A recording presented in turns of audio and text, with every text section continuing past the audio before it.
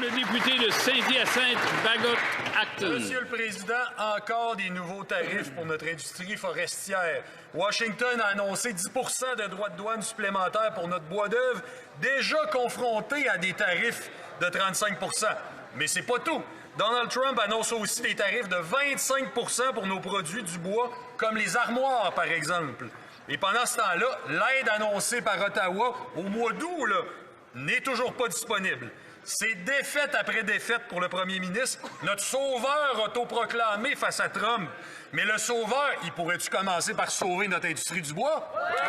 Honorable ministre de l'Industrie. Monsieur le Président, bien entendu, nous prenons bonne note des nouveaux tarifs qui ont été imposés par l'administration américaine et en même temps, nous sommes en complet désaccord avec ces tarifs et c'est pourquoi nous sommes là pour aider l'industrie du meuble. C'est pourquoi nous sommes là également pour aider l'industrie du bois d'œuvre. Aujourd'hui, le programme pour soutenir nos PME via DEC a été lancé. J'espère que je vais pouvoir compter sur l'appui de mon collègue pour aider les entreprises dans son comté et au Québec. Merci. L'honorable député de Saint-Hyacinthe-Bagot-Acton. Monsieur le Président, c'est défaite après défaite pour le premier ministre face à Trump. Aujourd'hui, nouveaux tarifs sur le bois. Hier, on apprend qu'il y a des tractations pour faire rentrer plus de lait américain. L'été passé, c'est la taxe sur les services numériques qui est imposée aux géants du Web que le premier ministre décidait de sacrifier.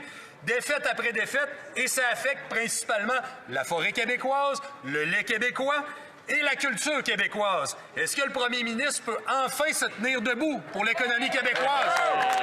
L'honorable ministre de l'Industrie.